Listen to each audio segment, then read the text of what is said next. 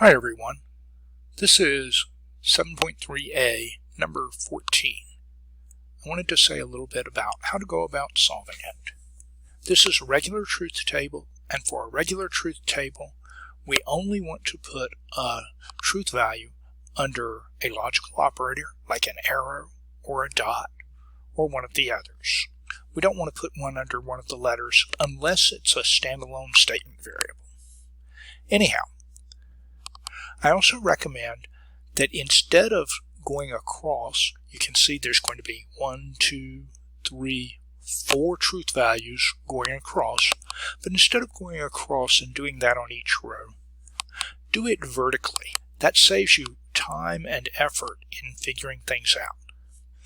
Now, let's take a look at what's inside the parentheses. It doesn't matter much which we start with, but it will make a difference to larger statements that the parenthetical thing, the if B then C, for example, right here, the thing that this is a part of, it'll make a difference to the larger statement, what the value is for that. So we start with things inside parentheses, and we say, here in the conclusion we've got B and C.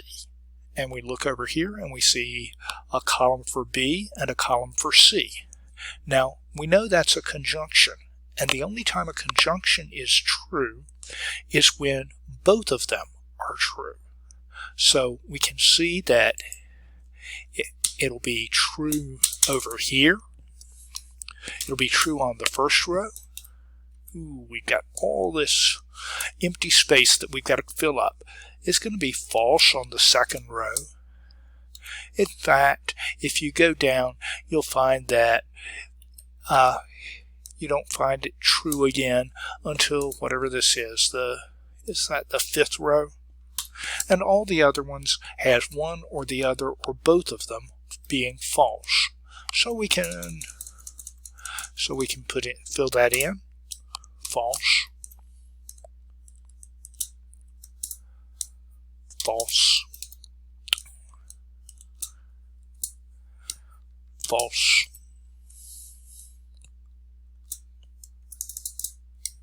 False. And false. So we knew that it was true only when they're both true. That only happened on 2 rows. And so we can automatically fill in all the others being false. Now, take a look at this whole statement. We've got if A, then B and C. And we can fill in we know that A is true. If you look over here, if you look here in this column under A is true on the first 4 rows and false on the last 4. Now you immediately know, if you go down to these last 4,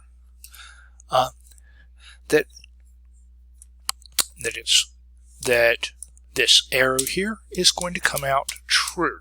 How do you know that?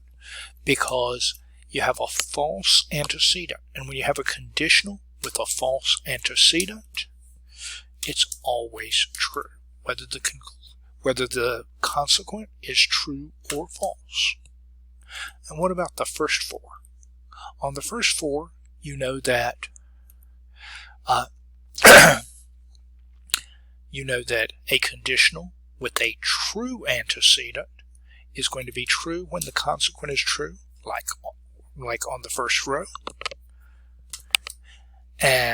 but not on the second row because the consequent is false.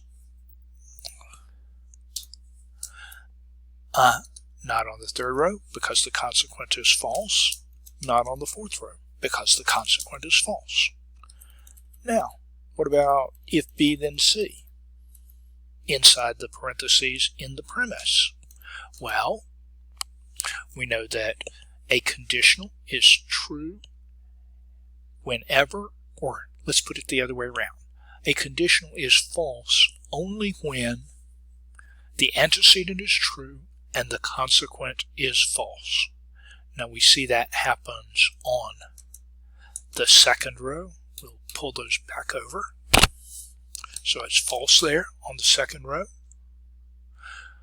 And what about further down? It's false on the fourth row. Or I'm sorry, that's the sixth row.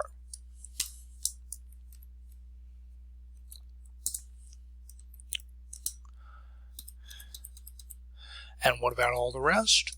Well, all the rest, it must be true, because none of the rest have a true antecedent and a false consequent.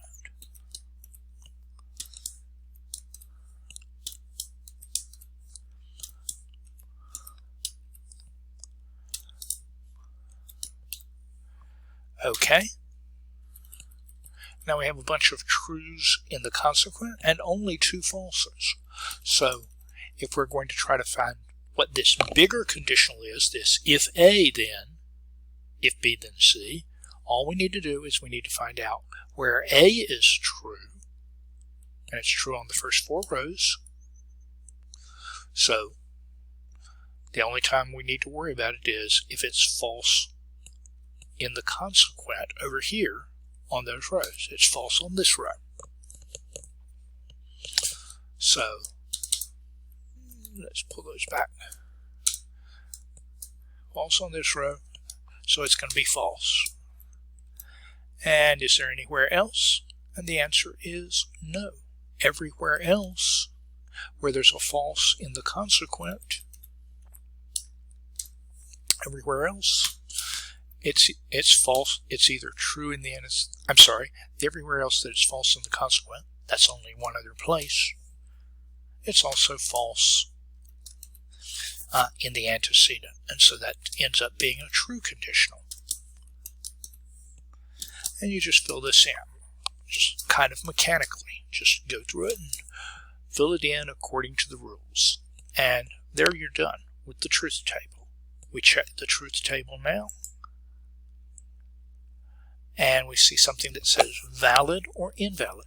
Now what we do to determine if it's valid or invalid is we look to see if there is a row, any row, on which the premise is true and the conclusion is false. If there's any row like that, then it's not valid. If there's no row like that, well, then we're good to go. It's valid. But take a look. First of all, we don't even have to look at all the T's over here, because we're only interested in whether there's a row where it's false. Well, there's false there, but it's false over here too. That is, the conditional is false here, but also false over here. It's false here, and oops, that's true over there.